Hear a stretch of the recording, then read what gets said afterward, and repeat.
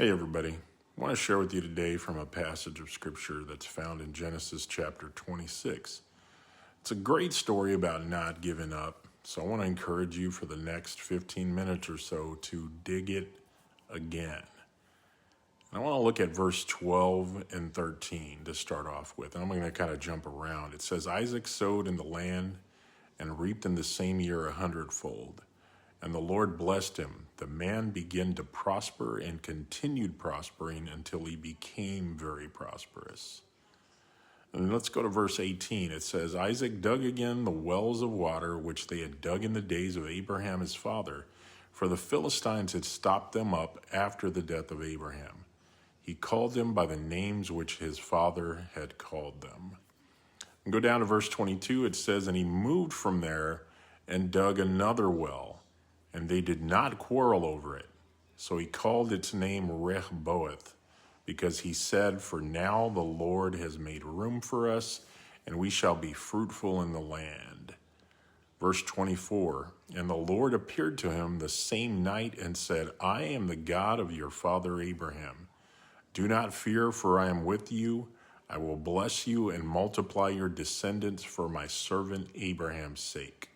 Verse 25, so he built an altar there and called on the name of the Lord, and he pitched his tent there, and there Isaac's servants dug a well. Verse 32 and 33, it says, it came to pass the same day that Isaac's servants came and told them about the well which they had dug, and said to him, we have found water. So he called it Sheba. Therefore, the name of the city is Beersheba to this day.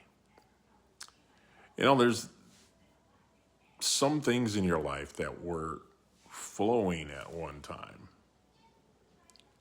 There were seasons where your faith flowed. There were seasons where your joy flowed. There were seasons where your prayer life flowed. There were seasons where your vision flowed. But somewhere along the way, something got stopped up. You know, the enemy doesn't always destroy things. He didn't always destroy it. He just buried it. He filled it with dirt. He filled it with discouragement. He filled it with disappointment. He filled it with delay. And now what once sustained you feels dry. But I want to tell you something today. God is not asking you to create something brand new. God is calling you to dig again. And I want to make this point. You can be blessed and still be bothered. If you look at verse 12 and 13, it says that Isaac was blessed and prospering. But verse 14 says the Philistines envied him. Well, let me say this clearly. Just because you're blessed doesn't mean that you're going to be left alone. Sometimes your greatest frustration will come in your season of greatest favor. If you look here in this story, Isaac is prospering, but people are watching him. He's growing, but people are envying him, and he's blessed. But he's not being he's not being unopposed. He's being challenged because blessing attracts attention, and not all the attention is celebration. Some people will not clap for you. They will compete with you. They will criticize you. They will try to cut off what God is doing in your life. And here's what the enemy does. He can't stop your blessing, so he tries to stop your source. And this brings me to my next point. The enemy fills what he cannot control. If you look at verse 15, it says, now the Philistines had stopped up all the wells. They didn't just fight Isaac, they targeted the wells. Why? Why would they do something like that?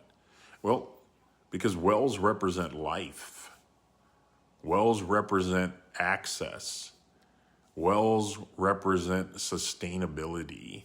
And if you can stop the well, you can stop the future.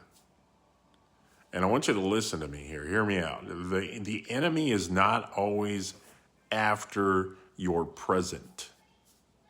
He's after your flow.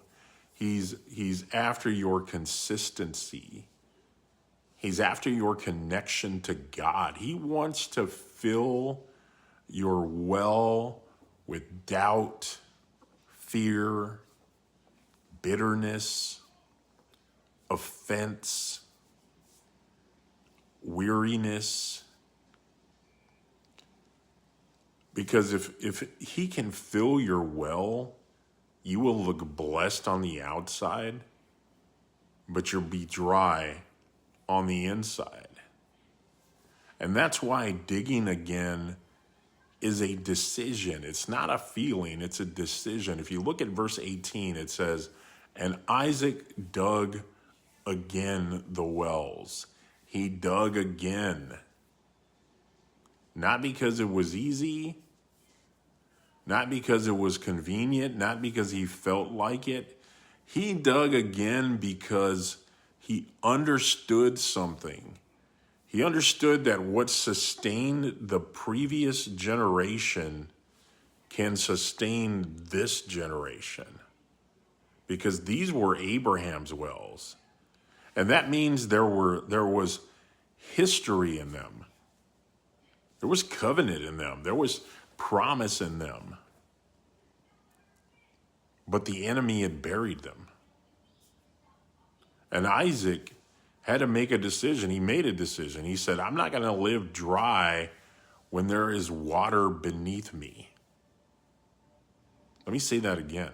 I will not live dry when there is water beneath me.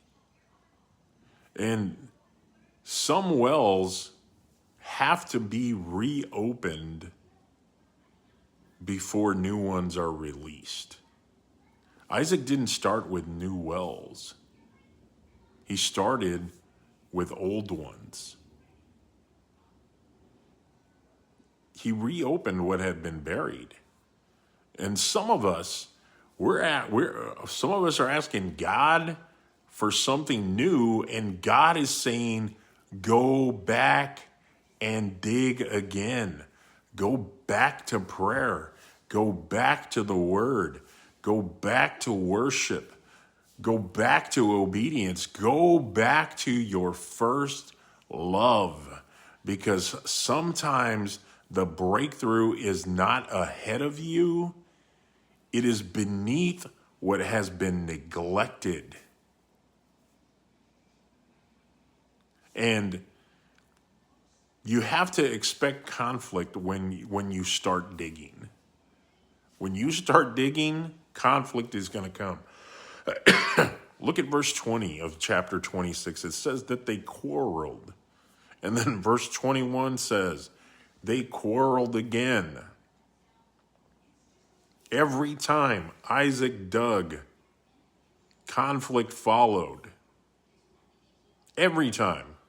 Why? Because the enemy does not fight empty ground. He fights flowing water. And if you're facing resistance, it is confirmation that you are digging in the right place. I'm going to say that again. Resistance is often a sign of relevance. If the enemy is fighting you, it's because there's something valuable where you are digging. And you don't have to fight every battle. I want to make that point. You don't have to fight every battle. Isaac walked away from two wells. He named one Esek, which means contention. And he named another Sitna, which means hostility. But he didn't stay there. He moved on. And there's maturity in knowing when to walk away. Every argument is not yours. Every fight is not yours. Every opportunity to defend yourself is not from God. And sometimes the most spiritual thing you can do is move, because God has another well waiting. Sometimes you just got to move. And what you have to understand is Rehoboth is coming. Genesis 26:22 says he called its name Rehoboth. The Lord has made room for us.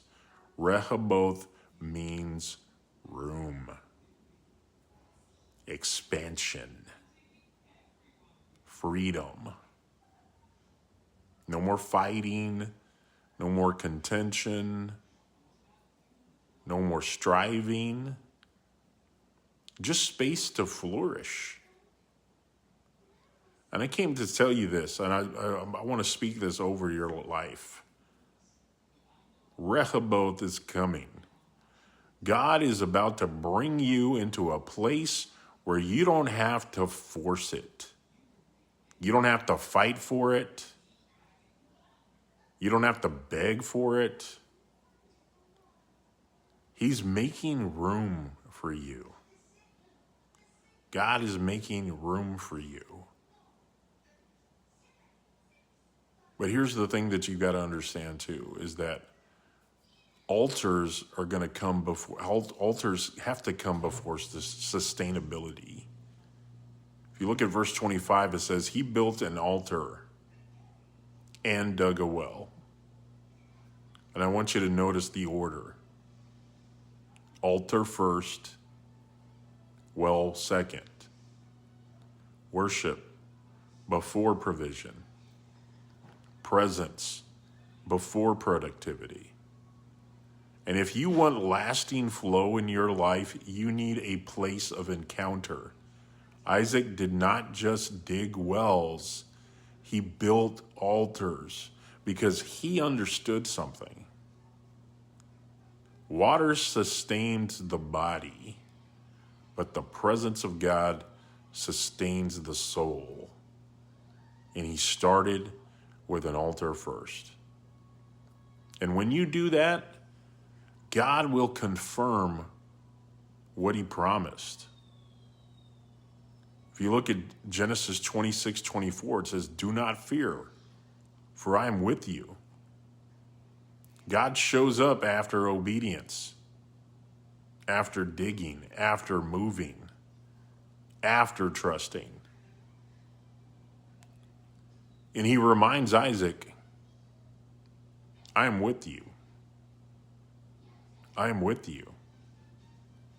And I want to speak that into you. God is with you in the digging. God is with you in the moving.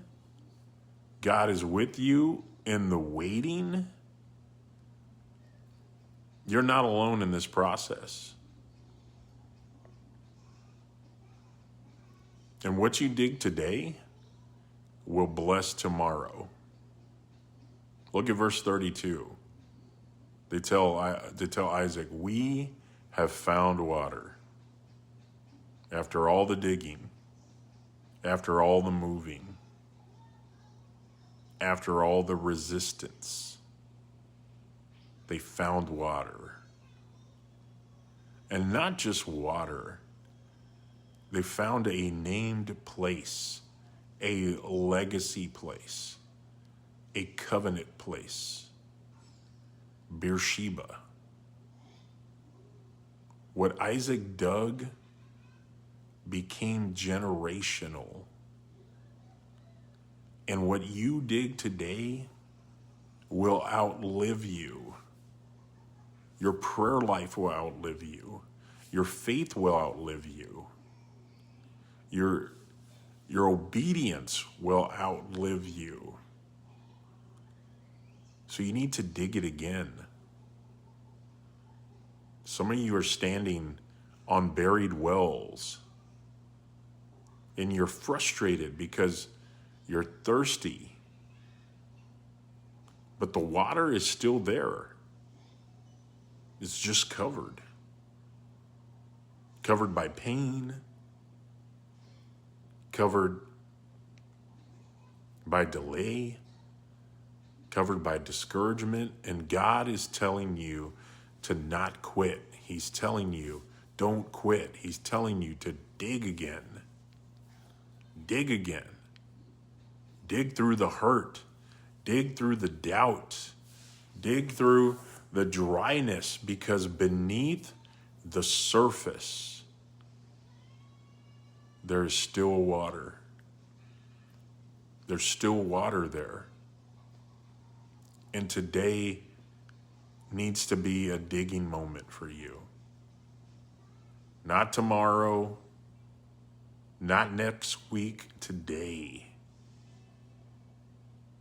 If you felt dry, if you felt stuck, if you felt like something in your life has been buried, I encourage you, wherever you're listening to this, whenever you're listening to this, begin to say, Lord, I am going to dig again. I am digging again, not in my strength, but in your strength, not by my power, but by your Spirit. And then start digging again. Look for the water. And say to yourself out loud, I will dig again. I will not quit. I will not stay dry. God is with me. Water is beneath me. And my Rehoboth is coming. Dig again. God bless you.